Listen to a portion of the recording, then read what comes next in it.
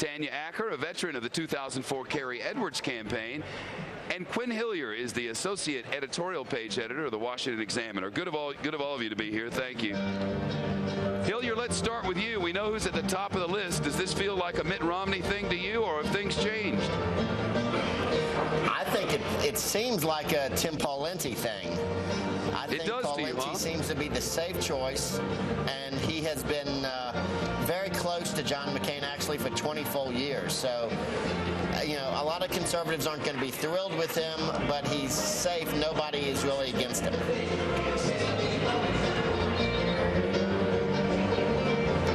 I seem to have lost communications. I think we need to take a commercial break, and we'll be right back. My apologies. This is Studio B.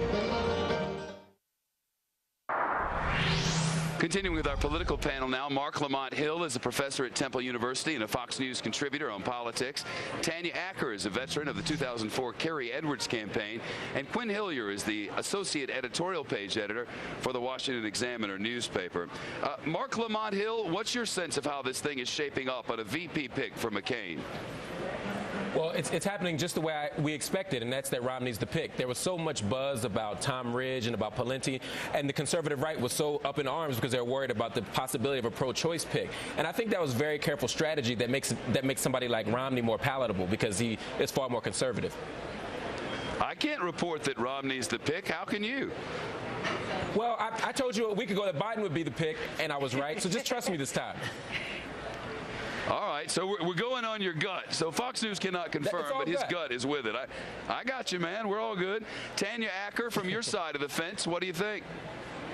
Well, I think that John McCain has to be very, very careful because, again, as Mark said, he cannot alienate that evangelical base. They are still not very excited about him. I'm not going to suggest that they're going to go vote for Senator Obama, but they may just stay home. If they think that his pick is not going to contribute to their values, these are voters that he just may not be able to rely on. Why do you say that? I mean, where else are they going to go? Nowhere. I think they may just stay home, you know, just as a matter of principle. I mean, I think that you've heard from a lot of evangelicals and leaders in that community that have said that they don't necessarily trust him yet. And if he does not pick a vice presidential candidate who supports or reflects their core values, they are not going to really see a reason to vote for anybody in November. You know, they're not going to be Obama voters, but if they don't think that their principles are going to be upheld by this Republican ticket, then they very well may just stay home.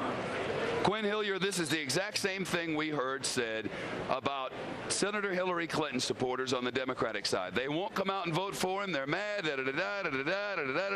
Well, last night the Clintons put a button on all that, and everybody's happy and hunky-dory. Sounds to me like that evangelical argument is one that's just going to float away. I'm not so sure. I think Tanya is right. There's a good comparison between the 2000 election and the 2004 election. Karl Rove said that I think it was 4 million evangelicals that he expected to come out and vote in 2000 stayed home after the news came out about George Bush's age-old drunk driving arrest. And they stayed home in 2000, almost cost him the election. They came out and voted in 2004, and they put him over the top. So people do stay home, and that's a very important consideration. Mark Lamont Hill, can you think of a way for them to guard against such a thing?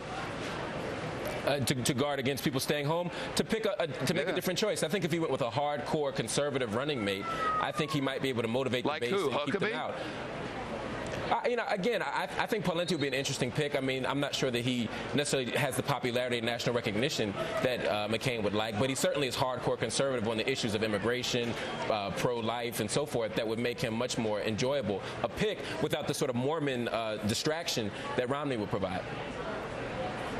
Well, polls are indicating that nobody knows who Joe Biden is either, which is a shock to the political intelligentsia because everyone within politics knows Joe Biden. He's been coming on the Sunday shows for decades now, but the American people said they didn't know who he was, and it hasn't hurt Barack Obama at all. So we'll see how it all shapes out. This weekend on Fox News Sunday, hang on.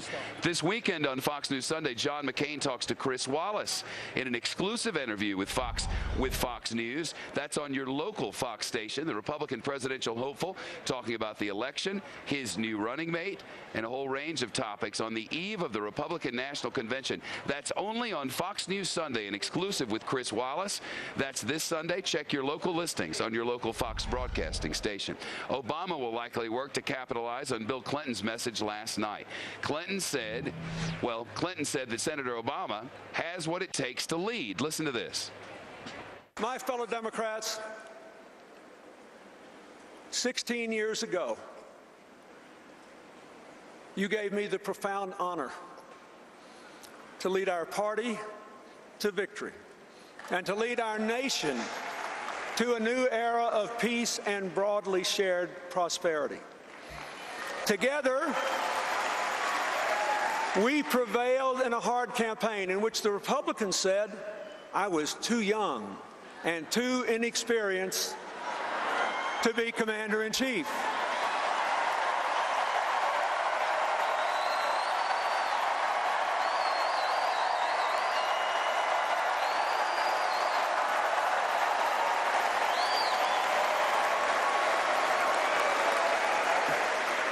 Sound familiar? That got a bit of applause at Pepsi last night. Remember, experience is one of Hillary Clinton's biggest criticisms of Obama and Senator Clinton and President Clinton's as well when the pair were duking it out for the primaries. Let's continue with the panel now. Tanya Acker's back with us, Mark Lamont Hill and Quin Hillyer. Tanya, it sounds like they put all that to rest last night. I mean, when President Clinton actually went there, if you will, as many of the strategists had predicted that he would, it felt like that just sort of floated away.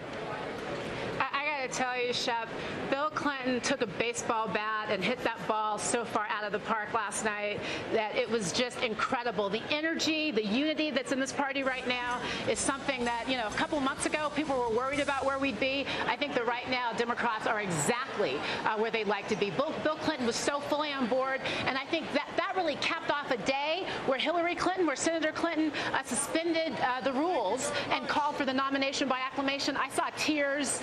There was not a dry eye in that house, and probably not in a lot of other Democratic houses around the country. I just think it was outstanding. Quin Hillyer, the associate editorial page editor from the Washington Examiner. From an editorial page editor standpoint, do you agree with her? I think, yes, Bill Clinton hit it out of the park, but you almost expect Bill Clinton to hit it out of the park. What he does in public, though, and then what he does in private are two different things, and the question is what happens in the next 2 months.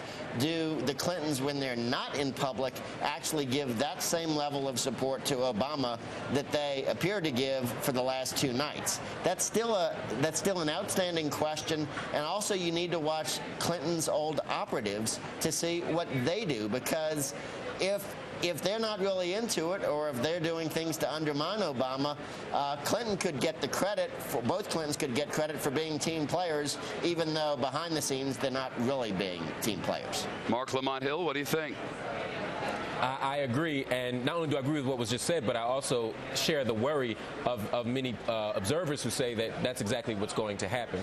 You know, Bill Clinton and Hillary Clinton had to offer emphatic support of Barack Obama. Bill Clinton sort of stepped up what Hillary said, and not only said that that Barack is better than McCain, but he said that he is supremely qualified to be commander-in-chief. That's excellent. He has now the legacy of saying that he helped unify the party and helped to push Barack Obama into office. But if he does that on the one hand, and then on the other hand has operatives or leaks things to the press that suggests otherwise, then he gets to kill 2 birds with 1 stone. He gets to look great and undermine Barack's candidacy, and I'm very worried about that. Very worried about that with the Clintons. Mark Lamont Hill, Quin Hillyer, Tanya Acker, thank you all. We're out of time.